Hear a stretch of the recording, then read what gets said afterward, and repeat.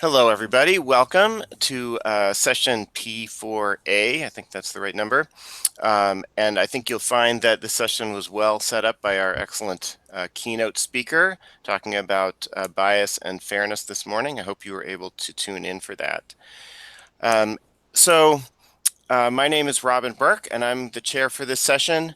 As you probably know from being at the conference yesterday, enter your questions into the Whova app, and that's how we will be able to route them to the speaker at the end of the session. You can also upvote questions there, so you can exercise your right to have popularity bias. We will try and stay on schedule, keep to the published agenda. So our next speaker, the first speaker in this session, is Sami Kanisi. I hope I did a good job with your name. Theoretical modeling of the iterative properties of user discovery in a collaborative filtering recommender system. So thank you, Sami. Thank you very much. So I'm going to share my screen. So do you see my screen? Fine. Okay, so hello everyone. My name is Sami Kanisi, and I'm joined here with my colleague Mariam Boujilban. We are both PhD students at the University of Louisville and advised by Dr. Orfan Asrawi. Also, I am joined with Simba here, who helped us make the teaser video, and he's also mad at you because you are taking his work time.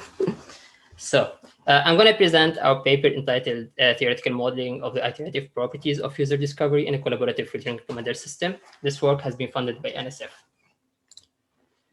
So imagine after a hard day of work, you go home and decide to watch a movie.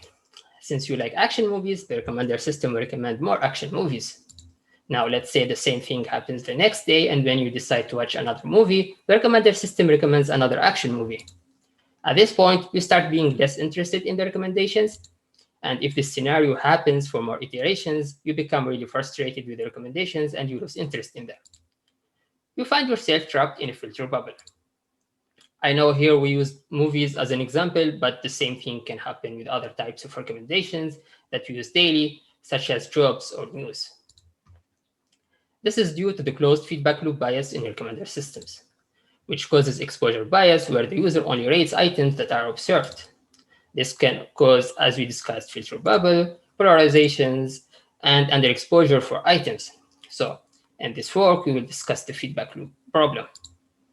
Our main contributions here are, we're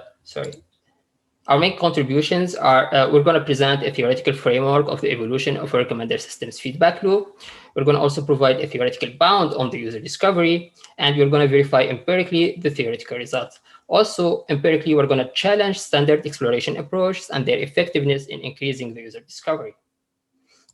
So we're going to start here by, we'll start by defining the problem and the notations. So we're going to define I as the set of all available items.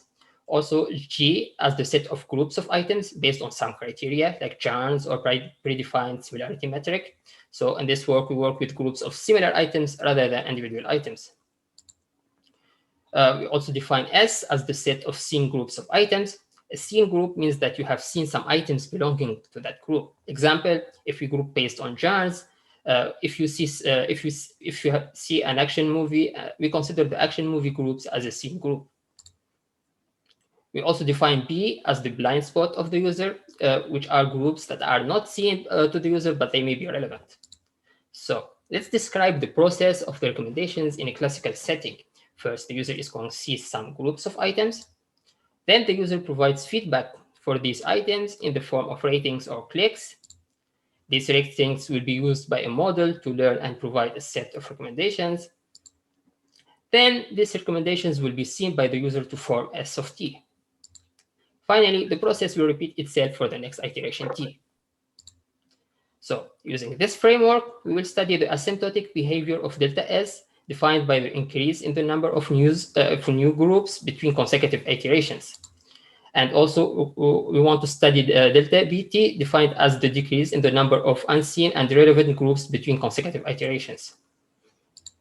So before going through the theoretical results, we will define the assumptions and used in this work. The first assumption is what we call vacuum assumption. We assume that the set of seen groups is only affected by the recommendations of the algorithm.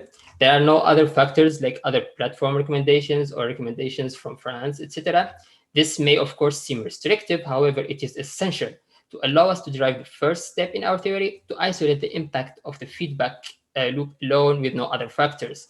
And also has the advantage that it allows us to gradually add in more factors in the futures and see how this changed the theory. We also assume that the user will rate all the scene items. We call this the perfect feedback assumption. And we realize, of course, that this is not realistic. However, it is essential to be able to derive the initial theory with the additional advantage of allowing us to isolate the influence of recommender system algorithm that we may control from that of the human's behavior, which is obviously harder to control.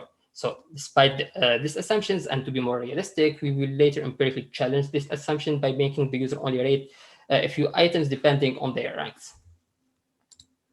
So finally, we assume that a group of items has a higher probability of being recommended if it has been seen before. So this is probably the strongest assumption as it assumes a pure exploitation strategy, but we will later empirically show that even if this assumption is violated, our bounds still hold. So our first result here is lemma 3.5, where we show that ST can be considered as a filtration, and the random process defined by the cardinality of ST is a martingale. So filtrations and martingales here have interesting statistical properties that will help define the asymptotic behavior of the user discovery. So in fact, using the Azuma-Hovding inequality on the martingale difference delta ST, here we can prove that the following bound on the average user discovery, meaning that on average, through many iterations, the user discovery cannot exceed this value. So we see that the bound depends on the recommendation list. In fact, if the recommendation list is smaller, then the bound is tighter. What is interesting here is that the theory agrees with the intuition. We also remind that the analysis here is done on the level of groups, not individual items. Furthermore, by noticing the relation between the number of iterations and the average user discovery, we can prove that delta NS converges to 0 almost surely. This means that after many iterations, the average user discovery will stagnate. Furthermore, these results can be extended to the blind spot of the user. Similarly, we can show that the user's blind spot decrease will also converge to 0 almost surely, meaning that after a few iterations, the blind spot will not decrease anymore.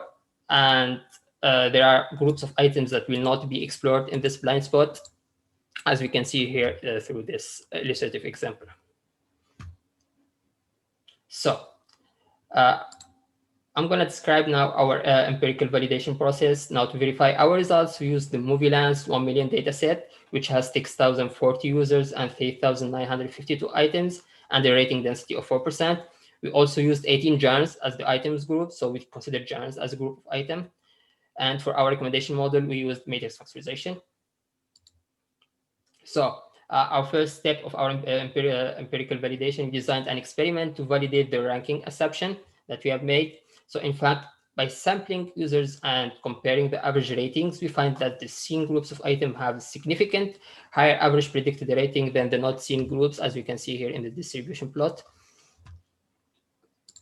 Now, in the next step of our validations, so in order to validate our theoretical results, we provide the following process.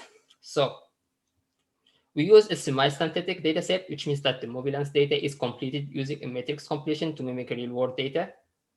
So this is important because we want a complete data set in order to mimic this iterative behavior. So first step is to use the training data as the seen items in order to train the model. Then we present the recommendations to the user. Then the next batch of training data is constructed by the following union relationship. Then we calculate the cardinality of ST and BT, which will allow us to calculate other entities like the delta S and the delta B.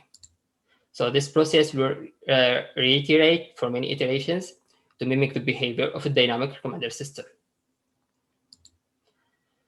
So these are our first empirical results. So under our assumptions, we can see the hyperbolic decrease here in the user discovery. And we also show the theoretical bound here under different level of uncertainty. So this shows that after some iterations, the system converges to a static state that can be defined as a filter bubble or echo chamber. So furthermore, we challenge the perfect feedback assumption by assuming the user does not rate all the recommended items. And this is actually closer to a realistic scenario. So we show that under this relaxation, the recommender system still limits the discovery of the user, since we notice here the same level of decrease. Finally, we challenge the ranking assumption that we have made by using basic exploration strategies. So these methods manage to increase the discovery of the user, but they are still limited by our theoretical bound. You can see here how they increase the cardinality of ST, but the theoretical bound is still limiting the decrease of this user discovery. So finally, I'm going to provide some extra observations. So even though we did not adhere to the perfect feedback assumptions and the ranking assumption, the system will still leads to a feedback loop. Also, even though we did not use the groups, movie genres in the training, the system captured this relation and still withheld some groups from being recommended. So even though we used a small number of groups, less than 20, so the user discovery converged to a state that fails to explore all the groups. So in conclusion, we presented a simplified theoretical framework to study the closed feedback loop in recommender systems. We also showed that under certain assumptions, the iterative behavior of the recommender system tends to limit the user discovery.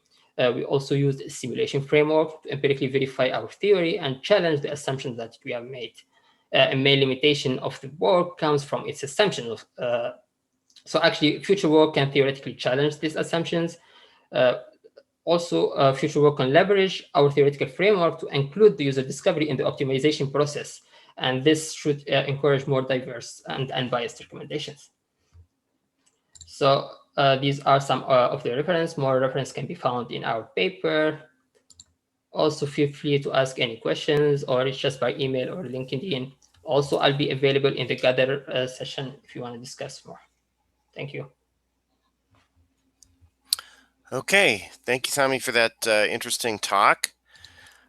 We do have a couple of questions from the audience here. Sure. When we have a couple of minutes for that. So maybe you could talk a little bit more about how you created the semi-synthetic data in order to do the experiments. Can you say a little bit more about that? Yeah. So, so the semi-synthetic data, I think, so we took the main process that was used by Tobias in his paper in the recommendations as treatment. I think he's with us right now. So mainly, so we take the incomplete data set. We use some matrix factorizations in order to complete that data set, and then we tweak the ratings to mimic the real-world behaviors. So we take percentiles, and we so the first percentiles will have, for example, a rating of 1, 2, 3, etc. And that's how try to complete that semi-synthetic data set. Okay, so we have a question. And I guess there are a couple of questions kind of asking it in a similar way. And this may be difficult to know from your analysis, but to what extent does this kind of, does the loop reflect aspects of the system versus aspects of users' actual preferences? You know, I think in your initial example, there's kind of like, oh, well, Bob is stuck in watching only action movies and doesn't like it, but maybe Bob really likes action movies and that's all he wants to see. So yeah, I was wondering if you could say something about that. Yeah, that's like some trade-off between the exploitation and the exploration. Of course, we want to keep providing relevant recommendations, right?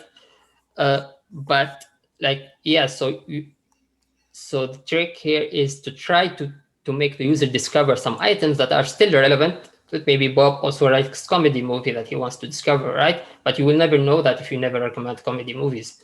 So that's the thing. We need like some kind of so we need the algorithm. So we need to make the algorithm aware of these explorations in the training process. So the training process is usually like exploitation based. We want to like reduce the gradient, like provide relevant recommendations. But if we make aware of this iterative behavior, maybe we could provide extra discovery for the user without, of course, limiting the relevance of the recommendations. Great, thank you. So I know there are more questions out there, and hopefully you can Yeah, of course. Also, like feel free to reach me later on the gather session. I'll be available. Just look at me. Thank you. And the questions will be there in the chat. You can take a look at those. Okay, so now it's time to move on to our next speaker. This is Guy Aridor from Columbia University, talking on a very similar topic, filter bubbles, deconstructing the filter bubble, user decision making, and recommender systems. So, Guy, please take that away. Okay, cool. By the way, Sami, I think you need to stop sharing. Oh, you got to stop sharing your screen, Tammy. Thank you.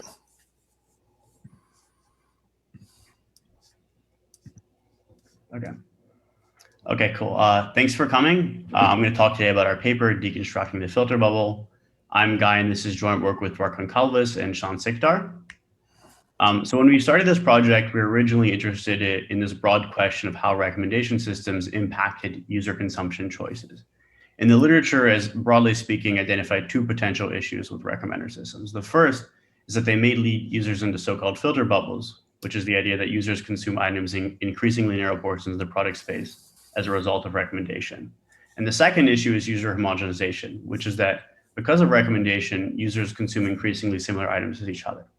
And so when we were thinking about this question, we found this paper which looked at the movie lens context and actually showed that such filter bubble effects seem to occur even for the users that didn't follow recommendation. And if anything, the users that followed recommendation had this alleviated. And so what we set out to do in the paper was to build an economic model to try to explain these empirical results and think about what this could potentially teach us about recommender system design and evaluation. And so our model is relatively simple. So we set out to sort of think of a model of a user making a decision on a platform like a Netflix or a Spotify. So there's a really large choice set. The user sequentially consumes a small set of items. The thing that makes the user problem so challenging is that users are uncertain about the item's true valuation. So if you think in the movie context, before I watch, let's say, the movie John Wick, I don't necessarily know how good that movie is, but I have some beliefs about how good that movie is. And these beliefs are what drive the decision-making that the movies that users end up watching. And because we allow for this uncertainty, we further allow for the potential for users to be risk averse, which is a basic concept from economics, which more or less says everything else being equal, a risk averse user likes an item that's more certain to something that's less certain. And the most interesting part of our model is how we model how users sort of learn about the space of items. And so in particular, we posit that users value similar items similar, which has some backing from psychology research. And the idea is, suppose that user watches John Wick. They learn how much they like John Wick, but that doesn't just give them information about that particular movie. It gives them information about similar movies, such as the sequel to John Wick or other movies with Keanu Reeves.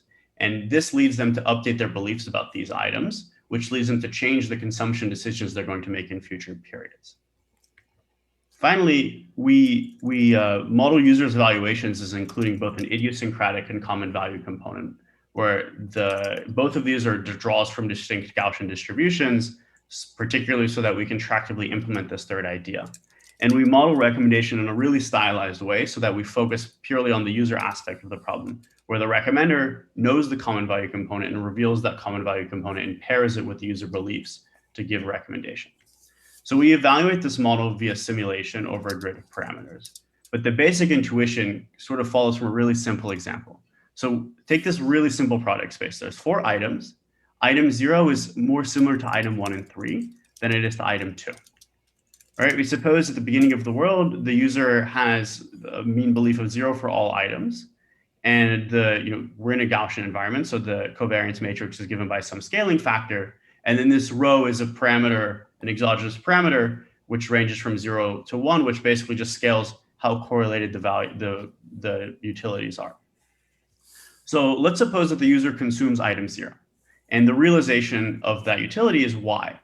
Then the updated beliefs on the following 3 items is as follows, where because item 1 and 3 are more similar to item 2, item 1 and 3 update more strongly in their mean belief. And this means that if the valuation ended up being bigger than 0, so bigger than the original mean belief, they're always going to consume item 1 or 3 because of this spillover effect. But let's suppose that y is actually less than 0, right? So that the item 0 ends up being something that's bad. Then item 2 has the highest mean, but now we have to look at how the covariance matrix updates. So these numbers here are for a particular value of rho, but the important point is basically that the spillover not only affects the mean belief, but also more strongly affects the degree of certainty, so that the user is more sure about what they're getting from item 1 or 3, which means that if they aren't risk averse, they're always going to consume item 2. But if they're sufficiently risk averse, they may still consume item 1 or 3 because of the decrease in certainty. And so this basic example sort of illustrates the mechanisms that lead to such filter bubble effects, right? So one, you basically have these information spillovers, which lead users to only have information of pockets of the product space and consume in there. And the second is that risk aversion may amplify these effects.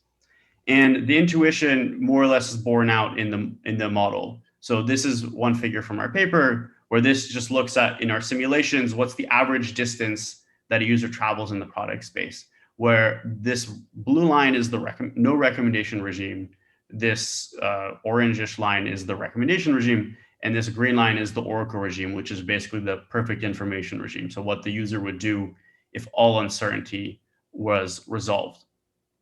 And so we find, both in terms of looking at these consumption paths over time, but also looking at the overall diversity, that the recommendation regime seems to lead to higher, more diverse products consumed from the user.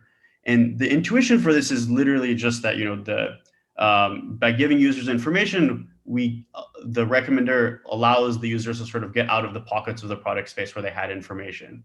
Whereas before, in the no recommendation regime, they basically only get information from consumption. And the thing that drives this, we can basically break down the simulation in terms of the value of rho. So here, there's no correlation between the items, and so the consumption path is relatively flat. But you can see as the value of rho approaches 1, so the items are perfectly correlated, you both see that the average distance decreases and that the slope of the decrease is getting bigger. Okay, so that's the first part of our model, I would say the main result of our theoretical model. Additional results that we have in the paper. So the first thing is bearing out this intuition that we found.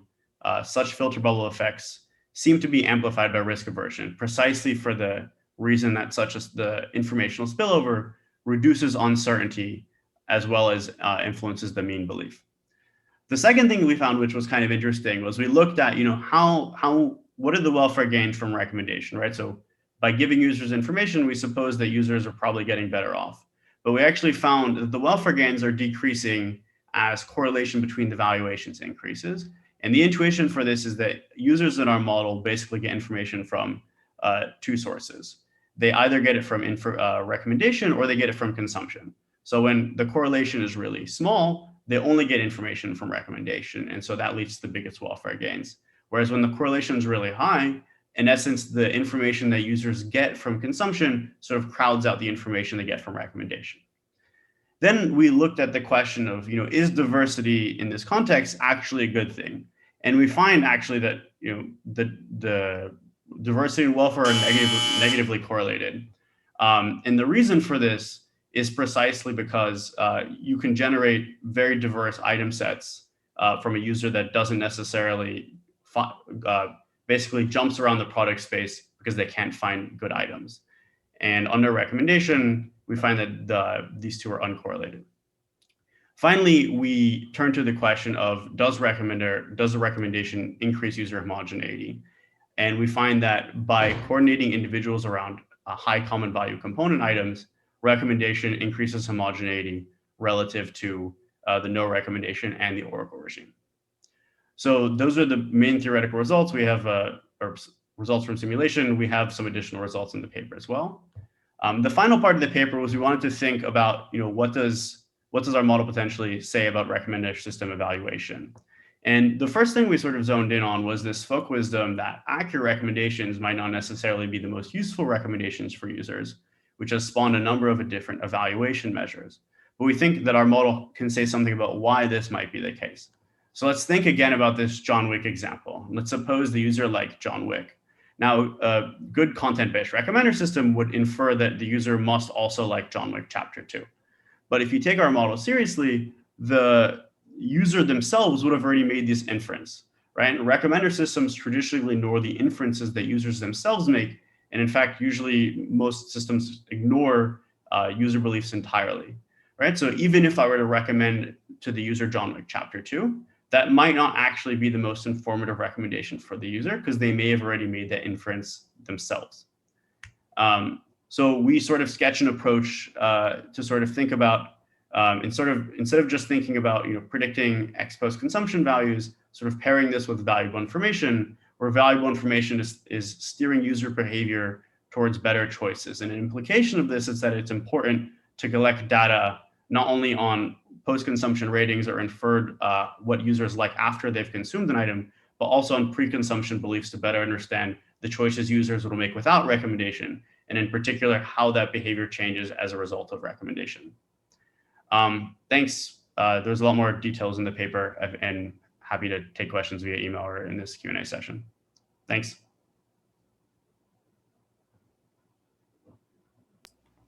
Great, Guy. Thanks for that interesting talk.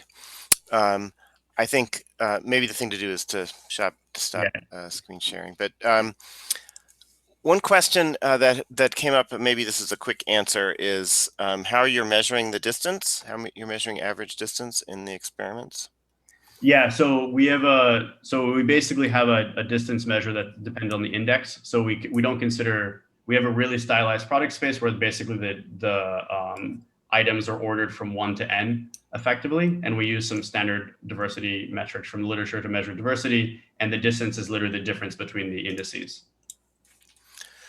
One of the things that I think your talk points to, something that has been noticed in other recommendation settings before, is that there is there's low value in predicting kind of obvious stuff that the user would know about, or and so the classic example from grocery shopping is like milk and bananas. It's like everybody goes to the grocery store, that's what they buy, so you don't need to recommend that. So and so the question sometimes gets framed in terms of recommending items that that are kind of somehow less predictable but also of interest to the user, right? So and is it possible to characterize that in your framework? I know that you were hinting at the end, it's like, well, let's gather information beforehand. If you knew what the user expected, then you could give them something unexpected, right? And that might be more useful. Yes, that's a good point. So actually, we'd really hoped to do an empirical part for that last part. The problem was it was just so hard to find data on it. I mean, most data sets for recommender systems really are just collecting these sort of what happens after the user consumes something and trying to predict that. At least our proposed approach is really more of a data collection thing, right? Which is that you really want to be understanding what's happening, what's driving the consumption choices of individuals, and what kind of data can you collect to do that, as opposed to trying to necessarily back that out from the post-consumption ratings data. And yeah, I mean, basically, if you could think of a similar data set as like the movie lens data set, but on user beliefs or something like that, you could imagine doing such an exercise, right? The problem is, at least to our knowledge, that such data sets don't really exist. People really need to collect them. So I guess one question that's related to this has to do with what counts as the no recommendation behavior, right? And you make a certain assumption about that, and of course that drives a lot of your discussion about what happened, what's the difference between these cases. But I wonder if you could kind of talk more about that assumption, because it seems like that's a key assumption too. Yeah, so one thing we don't necessarily model in the paper is, for instance, like suppose the user goes to a platform such as like Netflix or Spotify, is that they're necessarily presented with some set of results which they sort of search through, right? So we basically just think of users as, they watch something and then they go to the system and they're like, oh, they have perfect information about all the other items and they just go search that thing. I think one really important thing for future work is to really think about, the platform is going to sort of set the search order for the user, and those search frictions are going to further influence the sorts of things that they consume, right? So we basically shut that channel down in the model just because, there is already a lot of moving parts in the model and it's hard to analyze. But that's an important channel when we sort of want to take this to like the real world, basically. All right. Well, thank you very much. There are more questions in the chat. Hopefully you can get to those offline. Okay. We're now ready to move on to our next speaker. So Zhang, please share your screen. Our next speaker, Wang from the University of Virginia. He will be giving his talk on global and local differential privacy for collaborative bandits. Thank you. Thanks for the introduction. Hello, everyone. This is Wang from University of Virginia. It is my great honor to present our paper, Global and Local Differential Privacy for Collaborative Bandits here. This is a joint work with my collaborators from University of Virginia and Bloomberg. So Bandit algorithm has been widely used in many real-world recommender systems. It models the recommendation task as a sequential decision problem, where the recommender system sequentially decide which item to recommend to the users, so as to maximize the accumulated reward from the users. Such algorithm estimate users' unknown preference on the fly, and needs to balance the exploitation and exploration. Recently, there's a huge increase of privacy concerns in machine learning methods, especially in recommendation systems. Researchers have shown that many valuable private information can be extracted from the recommendation sequence alone. This is known as extraction attack. So in this paper, our goal is to design privacy-preserving bandit algorithms which can protect the privacy of users' reward. We use the notion of differential privacy as the measurement, and the goal is that an adversary cannot differentiate whether user have given a certain reward in the past history by looking at the recommendation sequence presented to such user. So so there are two lines of related works to our paper. So differential privacy and collaborative bandits. So first is collaborative bandits. There is a very famous and classical research on the line of linear bandits, which assumes the reward is a linear combination of items feature product X and users unknown preference theta I. Usually, such algorithms independently estimate each user's preference. When there are n users in systems, we will build n linear bandits for every user, which is inefficient and easily suffered from this cold start problem. This disadvantage motivates the recent development of collaborative bandits, which tries to leverage the user dependency for learning and exploration in order to essentially jointly estimate the model and making recommendations to the whole end users. So one line of collaborative bandits uses existing user dependency informations, for example, social graph connections, to model and describe the collaboration among users. There are other types of collaborative bandits algorithms, for example, discover the user dependency structure on the fly via online clustering, but it is not our focus in this paper. It is not the focus in this paper, and we leave the exploration on that as future works.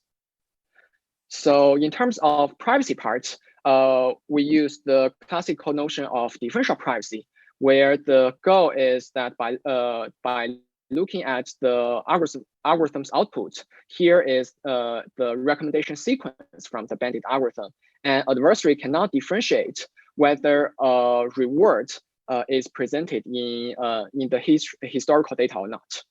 And in that sense, it protects the privacy of the user's reward.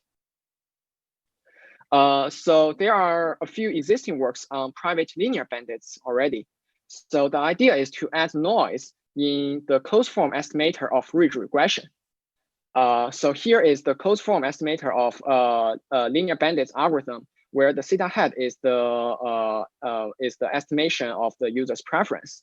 You can see that is the product of matrix A inverse and vector B, and the algorithm add noise to this B vector, which is the summation of reward times feature X. So the private linear bandit algorithm use tree-based aggregation protocol to essentially add log T Laplacian noise. Such Laplacian noise has the variance delta times log T over epsilon, where epsilon is the privacy level or the privacy budget, and delta is the sensitivity. this sensitivity is a description of maximum change in this BT vector when one reward is different. So in linear bandits, this sensitivity is a constant because the reward difference is a constant and the L2 norm of the feature is also constant. So in this paper, we propose a framework to design private collaborative bandits. Our main idea is similar to design differentially private linear bandits, where we also add noise during the model estimation, and we need to scale the noise based on the sensitivity. One unique challenge for collaborative learning is that one user's reward is used to update all users' estimation. So it seems to suggest that collaborative bandit is more sensitive than those independent linear bandits. The challenge is how large is the sensitivity? And we answer this question by calibrate the noise with respect to the structure of collaboration, or essentially user dependency. So first, we use a GOBLin algorithm as an example collaborative bandit algorithm. This algorithm assumes connected users in the social graph are assumed to share similar model parameters. And it uses graph Laplacian-based regularization to model user dependency. So as an example here, 4 users are connected and their parameters should be similar to each other. For example, after regularization, user 1's model parameter will move closer to all his friends' parameter. So how to mathematically form this problem? So this method encodes such graph Laplacian in the context and essentially formulate this problem as a dn dimensional big linear bandit so that it can do joint model estimation for n users simultaneously. And how to design differentially private GOBLin algorithm. So our idea is we can add noise to the BT vectors via tree-based aggregation protocol. So we still add this Laplacian noise to this BT term, and we make recommendation with this noisy model. The question is, what is the sensitivity of this BT in this GOBLin algorithm? A trivial solution is NL, so it's n times larger than the original LinUCB because it is the vector is n times longer. But actually, in our paper, we show a tight sensitivity analysis to show that this sensitivity is actually related to the user dependency structure G, where G is related to the graph Laplacian matrix. So an intuitive example is like this. When users are independent to each other, this algorithm actually goes back to independent LinUCB. And the sensitivity is the same as LinUCB algorithm. It's just a constant L. When users are fully connected, actually this sensitivity is smaller. The intuition is that although n users or every users are connected, but the change on every user is much smaller because now the data is shared among all the users. So the observation is collaboration actually helps to reduce the noise needed for differential privacy. So to evaluate the cost of differential privacy, we use the regret, which is the difference between the expected reward of optimal arm and the reward of the algorithm's chosen arm. And we want this regret in the sublinear. And we quantify this additional regret caused by noise injection. So our theorem show that, so here is our theorem. We show here is the added regret of differential privacy, which linearly scale with respect to the sensitivity delta, and in the order of square root of t log 1 to the power 1.5 t. We also show how to equip such algorithm with local differential privacy, which is a stronger privacy definition where data is randomized on the user side before sent to the aggregator. So briefly, the algorithm tries to maintain BT on every user's local devices, and every user add noise to their BT and then send it to the central server. And here is the result for the sensitivity and corresponding regret. So to summarize, here we propose a general framework that first formulate a collaborative bandits algorithm as a linear bandit algorithm and encode the user dependency structure in the context. And then one can use a tree-based aggregation to add noise to certain statistics and to achieve global or local differential privacy. And the key is to calibrate the noise scale with respect to the user dependency graph. So in the paper, we have another example to show global and local differential privacy for another collaborative bandit algorithm called GOBLin, which models the content and opinion sharing via social network doubling. It's slightly different from GOBLin algorithm, but model-wise, it's similar. So in our experiment, we first use a simulation to show that the additional regret caused by differential privacy and local differential privacy mechanism.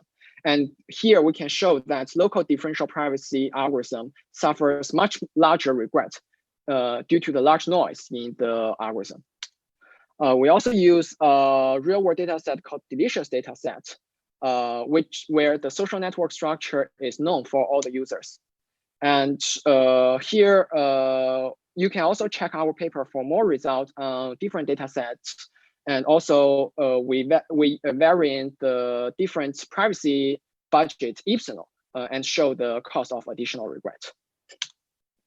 So the conclusion is here we propose a general framework to equip collaborative bandits with differential privacy and local differential privacy.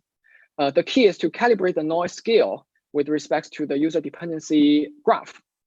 And we perform regret analysis to quantify the additional regret caused by this differential privacy mechanism. So for the future work, first, we want to study how to equip differential privacy for other types of collaborative algorithms, such, for example, the online classroom-based algorithm or matrix factorization-based algorithms. Another question is the regret lower bound. So what is the minimum added regret required to achieve differential privacy? Because in this paper, we only studied the upper bound, that is like what the maximum regret would cost by our algorithm. So this work is supported by Bloomberg Data Science Fellowship and NSF funding. And the code will be available soon on the GitHub. Here's the references, and thank you. Any questions? Great, Mahjong. Thanks for that interesting talk. I have one question here from the audience, from Andrea. In RecSys, defining what's the best item can be hard, and this is kind of a question about your simulation. How did you define, the best item at each time step in the simulation?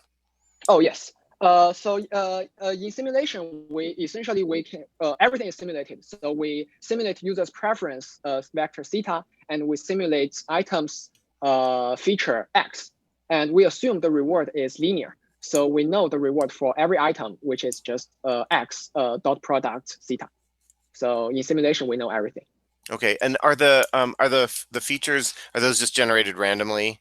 Yeah, generated generated sample from Gaussian distribution. Yeah, for the features. Yeah. Yeah, it might be interesting to, I guess when looking at the real data, you can kind of see more realistic distributions of features, which are kind of more power law or, right, exactly. Different kind of structure. The distribution in real world data set is much more complicated. Yeah. Right. It's hard to say. I had a question about kind of the definition of privacy in this case, right? So the definition is really about the revelation of individual preferences. Yeah. But your part of the model relies on the idea that preferences between subgroups of individuals, especially in a network context, can be highly correlated. Yes.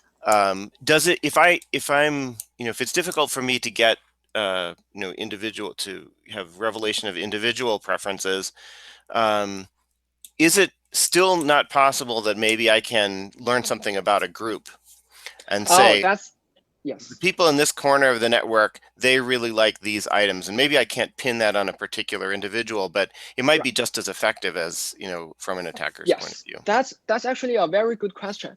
So from my understanding, actually differential privacy is all about this uncertainty to make an assertion, say a reward is definitely in this data set or not. So, but if we want to look at a group level, then it's if we really want to hide such preferences, then I guess one possible way is really to add much larger noise. And in that sense, it would really hurt the performance of algorithm. So here, if you look at the differential privacy, it's not trying to say like everything about this user's preference is hide. No, it's just trying to say that one specific reward or one specific data point is hide.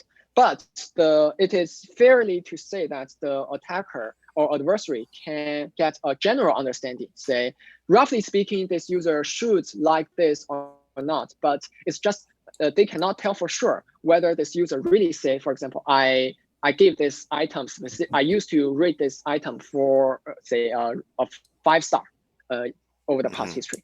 But it's easy for the attacker to know, roughly speaking, give a general understanding of user's preference. Yeah, but that's much harder to, or that's a much harder privacy notion to protect.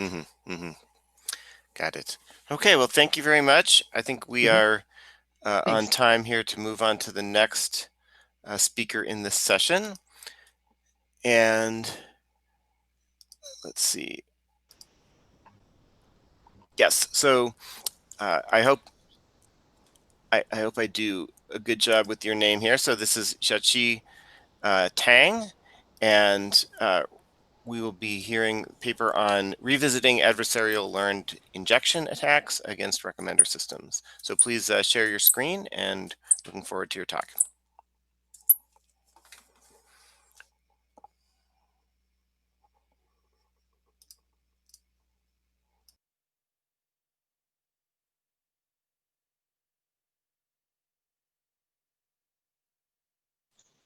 Hi, can you see my screen?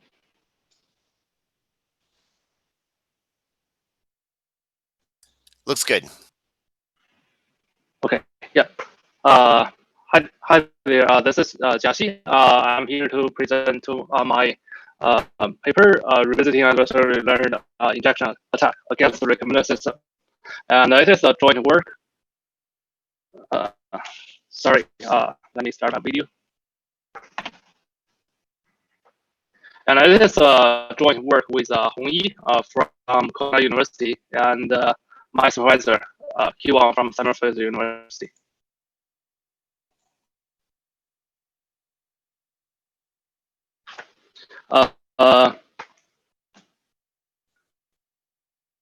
And before diving into details, I want to say that attacks can actually happen in real-world recommender systems. And the rule of thumb to defend such attack with respect to cybersecurity armory's perspective is we have to understand first how the attacks are performed. And this is a major motivation of our work. In this paper, we try to perform as an attacker and try to attack a recommender system and trying to know what are the characteristics of this attack. Problem definition. So in this paper, we propose we assume a threat model like this. We first assume the attacker have fully or partial observable data set that is used by the target recommender system, and the attacker will create their own local or surrogate recommender model, and try to attack their own local model by some fake data. And then the attacker inject this fake data into the normal training data of the target recommender model. And after the target recommender model train this poison data set, then the attacker can achieve their outcome. In this paper, we assume the attacker's goal is to promote certain items' availability of being recommended. And as I said, the attacker will attack their own local model first. So the step one is the attacker will let their local model first consume the injected data, which means it will ask the local model to train from scratch with the poison data set. And this equation here actually depicts this. And here we denote X as the normal data and X hat as the injected fake data. And we optimize the L train, which is recommender's training objective to get our theta star. And after we get this theta star, the next step is we gonna evaluate malicious goal, which is encoded as an adversarial objective. And the adversarial objective is defined on the prediction on normal data, which could be a softmax with label as a target item if we want to promote this item. So as you can see here, the equation 1 and 2 are connected with each other and by the theta star. And this equation 1 and 2 are two optimization problems, so that it forms as a bi-level optimization problem. And to solve this bi-level optimization problem, a brute force approach is we can flip a value in the fake data. For example, we flip 1, 0 to 1. And then we evaluate the inner objective, which means we get our theta star. We get our optimal surrogate model parameters. And then after we get theta star, we evaluate the outer objective, which is adversarial loss. And then we repeat this procedure again and again and again until we can find our best fake data that can minimize the adversarial loss. However, the search space is very large. So we want to have a smart approach with for example, a gradient-based approach. In the gradient-based approach, we still, for each iteration, we train the surrogate model based on our new fake data. And then we obtain the gradient for adversarial objective with respect to the fake data. And then we use this gradient to update our fake data. And we repeat this procedure until our adversarial objective can converge. The question is how we can compute this desired gradient. To compute this desired gradient, let me first show an example by using matrix factorization as a surrogate model. So, here, recall that we have to make a prediction on normal data. And when using MF, the prediction is just as simple as a matrix multiplication. We multiply user-related factors and item-related factors, and plus some biases. And after we get this prediction, we evaluate our adversarial objective. For example, we can use the softmax loss, softmax cross-entropy loss. But as we can see here, the fake data is not directly involved in this adversarial loss. So, which means the partial objective only exists when using MF as a surrogate model. And this is a well-known phenomenon, a well-known challenge. And a lot of existing works show that the partial objective doesn't exist or equal to 0 for MF. And they try to either approximate or estimate this partial objective. But the thing is, we have another part of this gradient, which is the adversarial objective is associated with, is dependent on the theta star, and the theta star is actually dependent on the fake data. And the second part is actually tractable for MF. So let's look at the computational graph to see a forward path, so that I can illustrate my argument. So recall that we first want to get our theta star. And by doing this, we can start from theta 0, which is the initialized value for the theta. And we optimize it by using L-train objective, L-train's gradient with respect to the theta. And the L-train is depends on the x and the x hat, which is normal data and the fake data. And we use the optimizer. For example, we can use a stochastic gradient descent, and then we get a theta 1, and we repeat this for a lot of steps, and that's our inner objective. And after we get our theta star, which in this case is theta L, we can compute the prediction on normal data, and then evaluate our adversarial objective. which is auto-objective.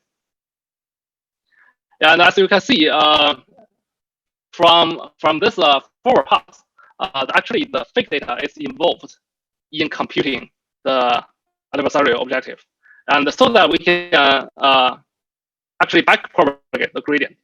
And by using SGD as optimizer, the gradient is showing like this. So as we can see from the computational graph, actually the gradients are tractable, but they have some negative forms. And fortunately, we can use TensorFlow or PyTorch. We just need to define the forward pass, and we can use this automatic differentiation to help us compute these gradients. But the thing is, another challenge is, as we can see from the computational graph, we have to keep the model parameters, surrogate model parameters for each step in order to do the backpropagation. For example, if we optimize the inner objective for 1,000,000 steps, then we need 1,000,000 copies of this surrogate model parameters, which needs huge storage. And in our paper, we see we can approximate this so that we can save some storage and as well as computation. In terms of experimental results, we first did an experiment on the synthetic dataset. And from this synthetic dataset, we use the WRMF, which is a variant of matrix factorization as both surrogate model and a victim model, which can be regarded as a white box attack. And from the figure, from the plot, we can see from the left plot, we can see the adversarial objective is actually successfully minimized over iterations. And from the right subplot, we can see the attack performance, which is shown as the orange bar. It's getting better over iterations. And an interesting fact is the recommendation performance, which is shown as the blue bar, doesn't affect too much. And on the real-world data set, we can see, and here the experiments consist of a lot of methods, but we can only focus on the gray, which is the heat ratio for the target item before attack, and the pink one, which is a heuristic approach that clicks the target item as well as some random items, and the green one, which is our approach, which uses MF as a surrogate model. As we can see here, first we can tell the attack is still effective, even though our surrogate model is a shadow model, which is MF. The attack is still effective for different models. For example, the NCF and the multi-VAE. And also, the attack is still effective on models with different scoring function. So we use dot product in MF, and in CML, which is the plot here, we use Euclidean distance, but the attack is still effective. And also, surprisingly, we found the attack is still effective even on the similarity-based approach, which is item CF here. And also from the plot, from this plot here, we can see the baseline method, which is a heuristic method, clicks indiscriminately, which is expected. But our learned approach, the learned fixed attack, doesn't have a very large discrepancy on the normal data in terms of the click distribution. And also, we plot, we take a look at the latent space. So here are 4 plots and 2 columns. 1 minute left. Yeah, so different column is showing the latent space for different victim models. So the first column is WMF, and the second column is multi-VAE. And we found a heuristic-based approach, the fake data from heuristic-based approach, which means we click target item and other random items are highly correlated in the latent space. But the learned fake data is less correlated in the latent space. And that's all of my presentation. Thanks. All right, thank you for that talk. I'm afraid we don't have time for questions to keep on the schedule, and I didn't see any in the chat. So, but if you do have some for Jiaxi, please take those offline. I do apologize for two things. One, for the sound quality there. I think we weren't able to test that out before the session began. And also I want to apologize for running this talk out of order. It was meant to be second to last, and so we will now be getting what would have been our fourth speaker, and that is Gourab Patro, towards safety and sustainability, designing local recommendations for a post-pandemic world. So please stop sharing your screen so Gourab can take over. Thank you.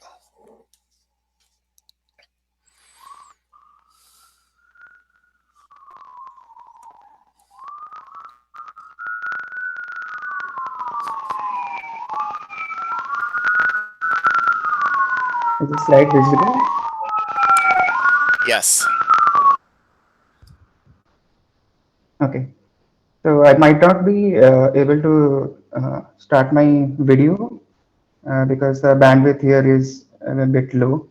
So I'm afraid it might drop the call. So I'll only proceed with the voice and the slides. Sounds I good. hope that's okay. Yeah. Okay.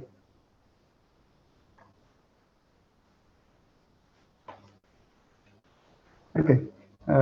Hello and namaste to everyone. I'm Gaurav Patro. I'm a PhD student at IIT Kharagpur. I'll be presenting our work on designing local recommendations for post-pandemic world. This is a joint work with Abhijnan from MPISWS, Ashmi from TU Munich, and my advisor Niloy from IIT Kharagpur. Let us start the presentation with a basic introduction to local recommendations. Local recommendation services use GPS-based location data along with other input preferences and then recommend nearby businesses like restaurants, cafes, bars, shops, etc. to the customers. Such services are available on platforms like Google Local, Yelp, Zomato, etc. These services highly influence how customers choose and visit the local businesses.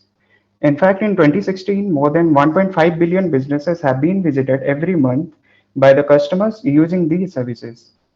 However, these customer business physical interactions have been severely impacted due to COVID-19 pandemic.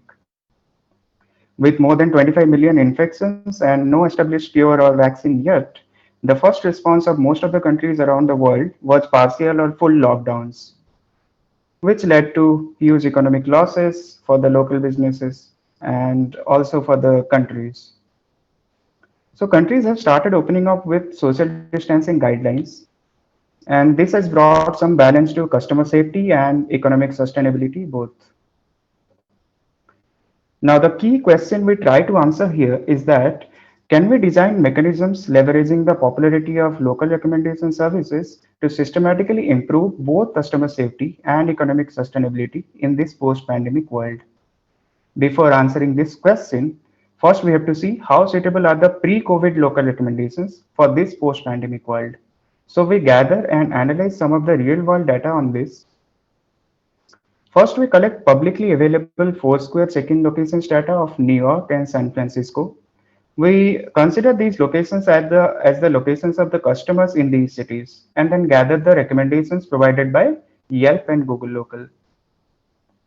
Note that all these datasets were gathered during pre-COVID times in 2019. So the recommendations are pre-COVID recommendations, and the analysis of these platform recommendations can show the suitability of pre-COVID recommendations today. We consider the gathered recommendations as ranked recommendations. So the existence of with the existence of position bias or ranking bias, the top ranks get more customer attention than the lower ones. Here we use standard NDCG logarithmic drop-off for these attention scores of different ranks. Now, based on the ranks of a business in the recommendations over time, we amortize these attention scores and call the total attention as the exposure of that business. We then plot Lorentz curve for business exposures.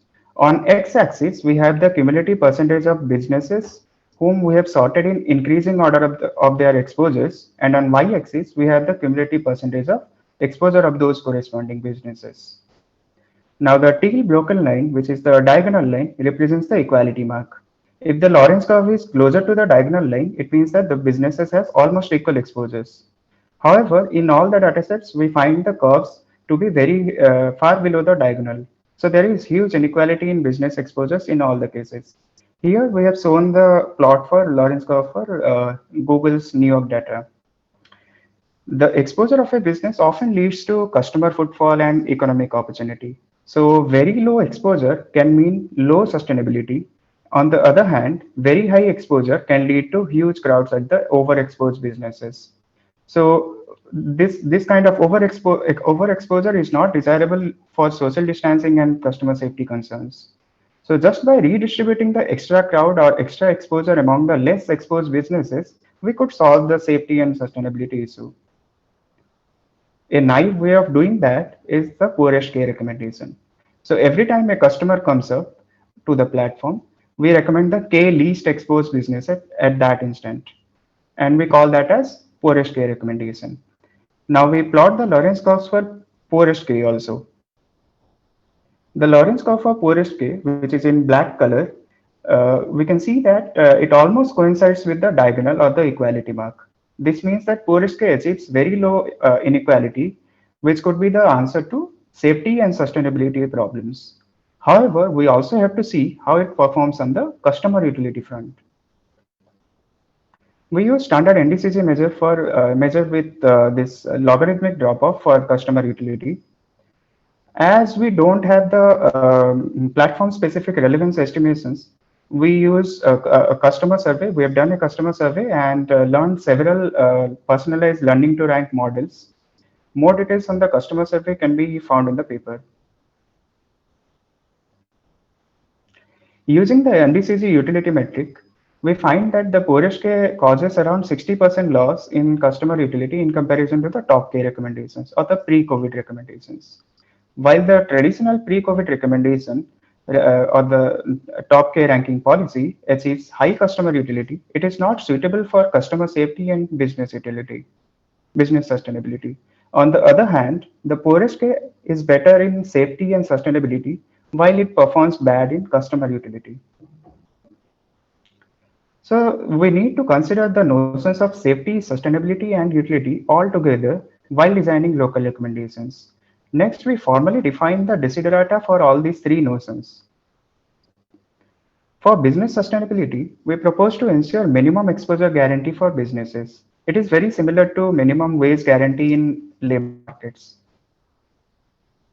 For customer safety, we propose to keep the exposure of a business less than a maximum limit, which is proportional to the safe capacity of the businesses.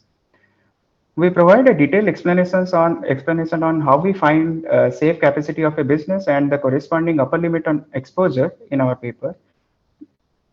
You can refer to the paper on these details. While improving safety and sustainability, we would also like to keep the customer utility very high. Now, as these three notions are hard constraints and cannot be achieved together, we find relaxed versions of these notions and express them as optimization objectives. Minimum exposure guarantee can be relaxed to minimizing exposure deficit. Now, upper bound on exposure guarantee can be relaxed to minimizing exposure surplus. Maximizing or maximum customer utility can be relaxed to minimizing utility loss while designing the pandemic era recommendation.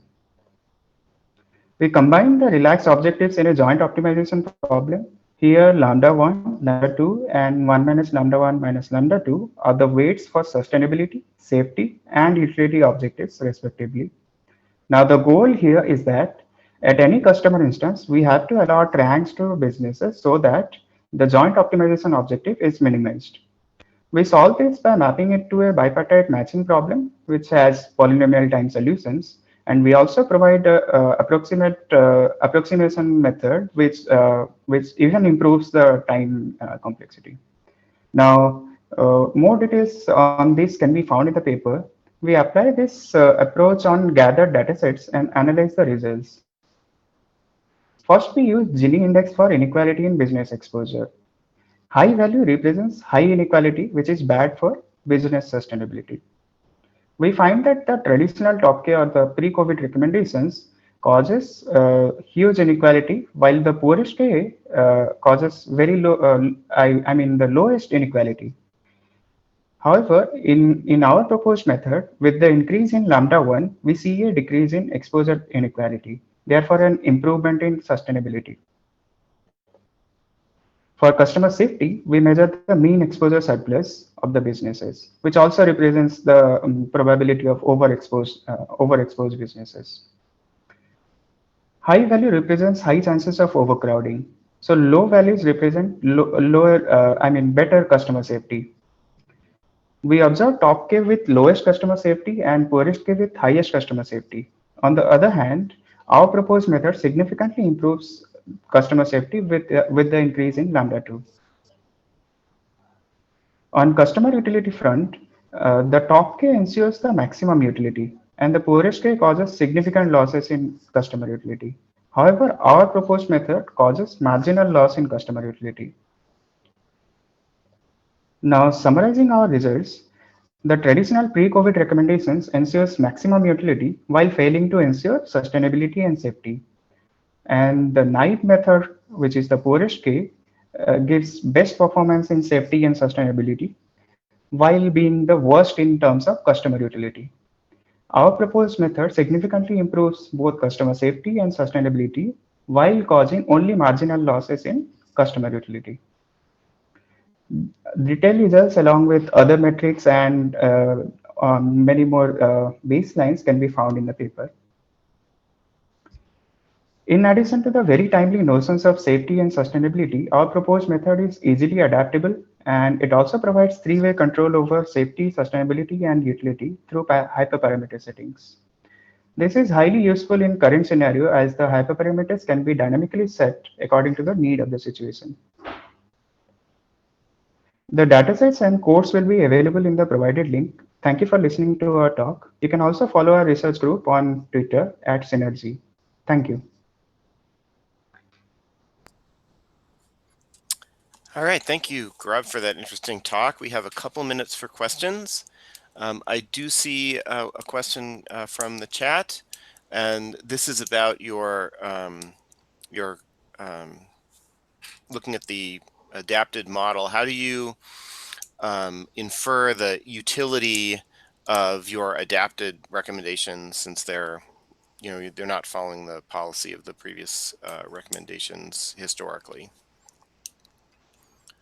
So we actually used a customer survey to learn the preferences that people use to choose their local businesses. I mean, while going to their local businesses, what they prefer, whether they prefer high-rated businesses or whether they prefer very near. I mean, whether they prefer to go to a larger distance or far away place if they get better rating or better places. So all these preferences we did gather using the customer survey, and there were around 140 participants in that survey, and we learned these preferences through personalized learning to rank models. And for each of the models, we try to keep the same distribution of these preferences overall throughout the customer instances that we have done in the simulation. Okay, one other question here, and this is about the safety element of your algorithm here. Is there a feasible way to estimate venue capacity? Because clearly that's an important issue for whether a place is crowded or not. Venues with a higher capacity might not be as sensitive to overexposure as low capacity businesses. Yeah, for that we actually used a tool developed by Max-Planck Institute of Software Systems in Germany. So they have they've designed a tool so that it takes the input with the total area and the shape of the area, and then using the available safe distance, like whether it is preferred to be 1.5 meter or 2 meters. Based on that, they've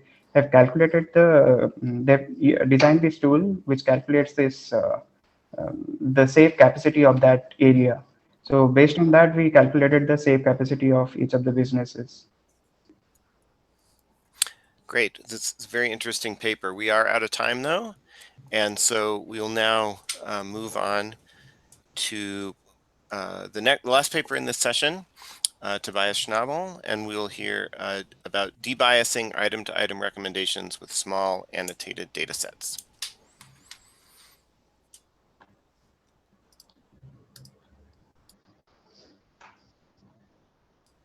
Looks good. Can you hear me? Yes. Okay, awesome. So yeah, thanks for the introduction. My name is Tobias Schnabel, and this is joint work with Paul Bennett. So let's say a user likes the movie Toy Story. What other movies would you recommend to that person to watch next? I would say, intuitively, I would say something like Toy Story 2, Shrek, Monsters, Inc., Finding Nemo would be good next watches. But what if you want to do this automatically? Well, a common way of doing so is by looking at the core occurrence count. So essentially, what you want is to look at the movies that occur most often in sessions. So looking at the counts of the movie I with Toy Story in a session, and then dividing that by the number of times Toy Story occurred in total. And so this is also, it turns out that's also the maximum likelihood estimate of the conditional probability of a movie occurring given another movie. So now, when you do this, like here's what it looks like on the Movie Lens 25 million data set. And it turns out that most of the top recommendations are actually not that relevant in my opinion. So Forrest Gump, Pulp Fiction, The Matrix, those are not really similar movies to Toy Story. So you would expect to see some animated movies, at least in the top 10, but there are none. It turns out that if you look at what's the popularity of these movies, turns out these are all in the top 25 most popular movies in the data set. So in the language of causal inference, the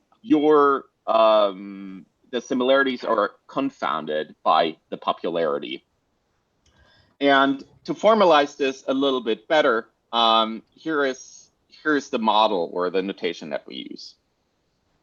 So you're given a set of sessions Sk, and Sk is a binary vector indicating which items occurred in a session. Note that session here refers to an interesting context of like scope of user behavior. It could be, and that's what we're going to do in the experiment, a user's entire history. So just looking at the entire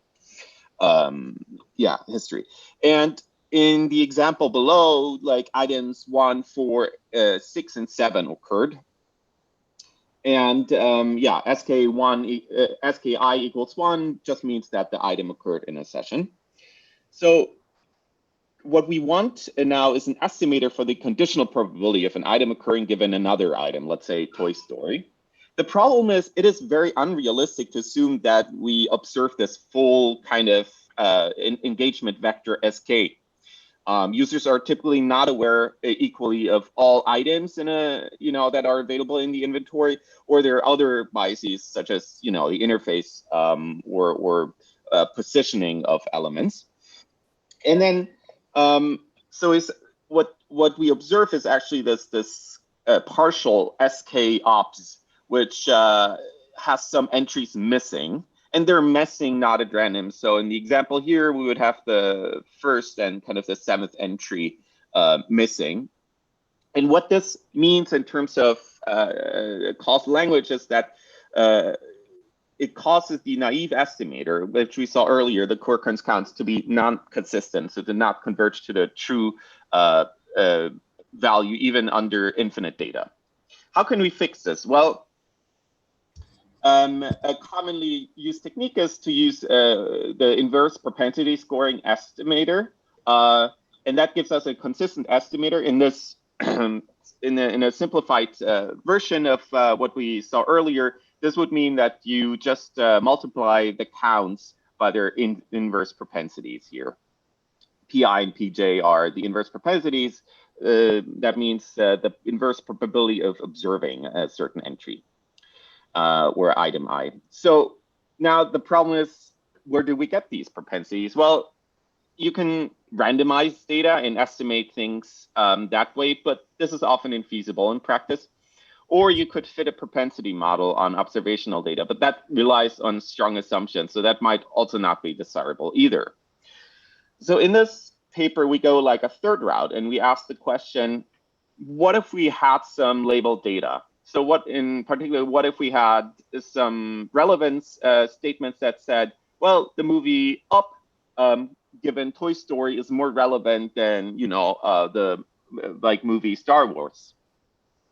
And what we did is we translate that to the following constraint. We say that if this relevance order holds, then the true probability of observing Up given Toy Story occurs in a session should also be higher than observing Star Wars in given Toy Story.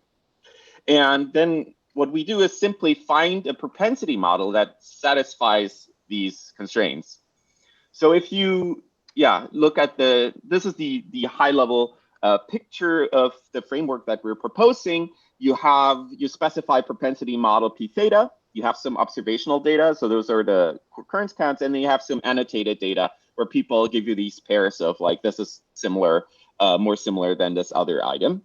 And then we have this ranking objective that finds the propensity parameters theta, and then you can use these estimated propensities in downstream models. Here we're using them directly in the estimator, but you could also use them, let's say, to learn a better matrix factorization model.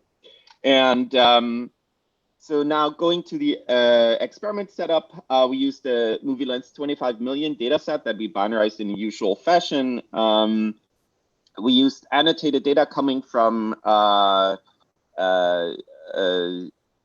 setting where people were asking movie lens to provide how relevant items are given seed movies. So we have about 67 rankings where each ranking starts with one seed movie, and then people tell you which movies are similar to that one. And we sampled randomly to create negatives for the relevance pair. So we had like the relevance of a rated movie given, you know, the seed movie J is higher than the relevance of a random sample.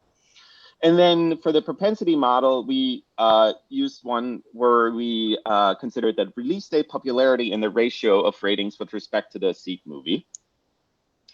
And the metrics that we used were recall at K with a high value of K to be robust to missing movies, and then also the mean ranks of relevant items that tells you how far down you would have to go on average to find all your relevant items. For baselines, we considered popularity, random, then supervised, where you learn the relevance label directly from the annotated data, and then matrix factorization-based models such as pure SVD model, a weighted regularized matrix factorization, Bayesian personalized ranking, and SLIM, which is a linear sparse model. And we picked the best hyperparameters for each model on the validation set according to the metric. And these are the results. Our method outperforms all other baselines in terms of recall and mean ranks of relevant items. And the second best performing, I would say, in terms of recall is SLIM.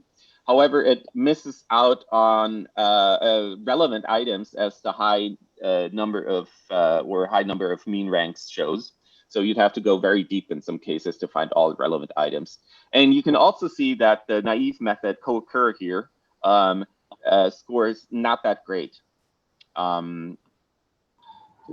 To also show you more qualitatively what it looks like, here is some examples of various methods, and you can see that even other popular methods such as item KNN and SLIM and matrix factorization still suffer from kind of these popularity effects where you get these undesired movies such as Back to the Future or Star Wars given Toy Story, whereas our method really produces, I would say, a highly relevant list of items.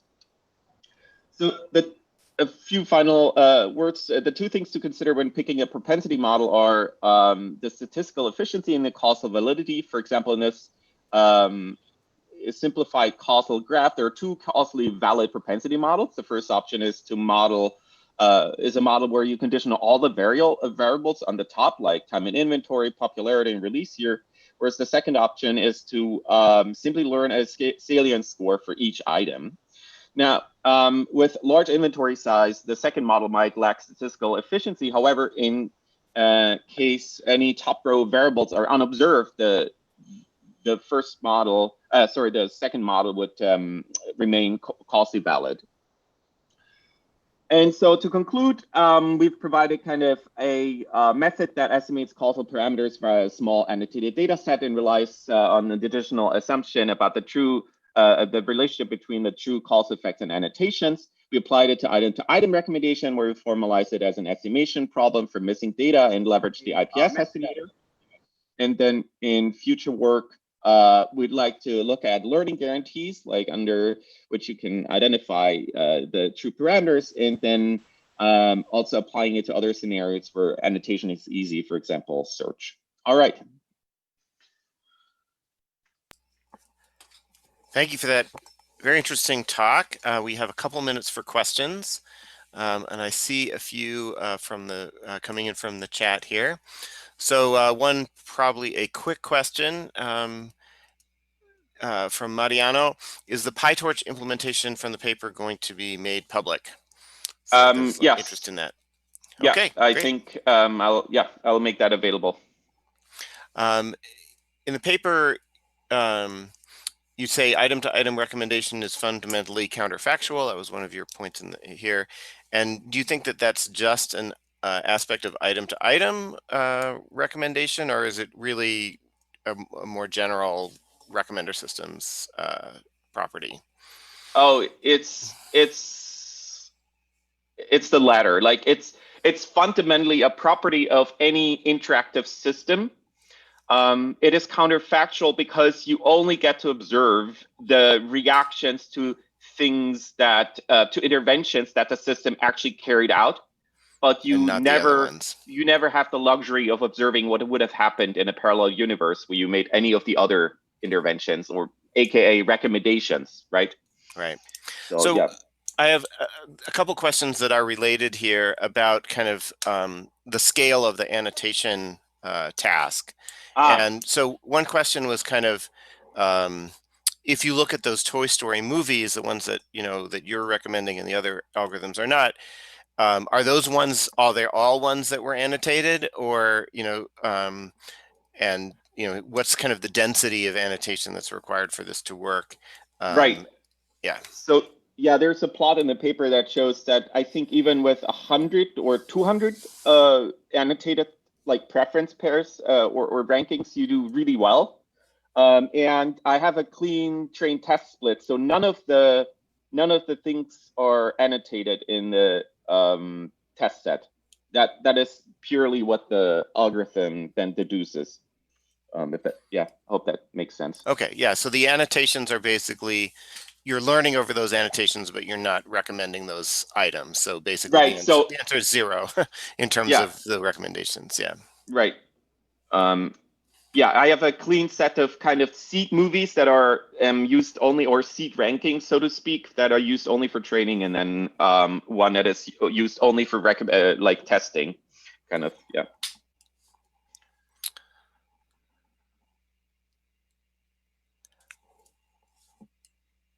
So, okay. Yeah, I guess one question here is kind of about how this model performs on non-accuracy metrics. Diversity, for example, or novelty, if you've taken a look at that and how it might relate. Oh, yeah, I think that's an interesting question, and I would say it comes down to your definition of what the true causal effect is that you want to learn, right? And based on that, you also should collect annotated data to get close to that. So in this case, the annotations were for people to find similar, like, or in their opinion, like similar movies, right? But you might ask for novelty or other annotations, and then deduce that. But I think item to item recommendation is just one. You could define similarity in many ways, or relatedness in many ways, and I think it's an interesting direction to look at. I just assumed one notion here, but it's not limited. I think I didn't look at it specifically, but yeah. All right, great. Well, we are out of time. There are a lot of questions here, so hopefully we'll be able to take those up offline. Normally, we'd be hearing loud applause for all the speakers in this session, but I just want to say thank you, and that concludes the session.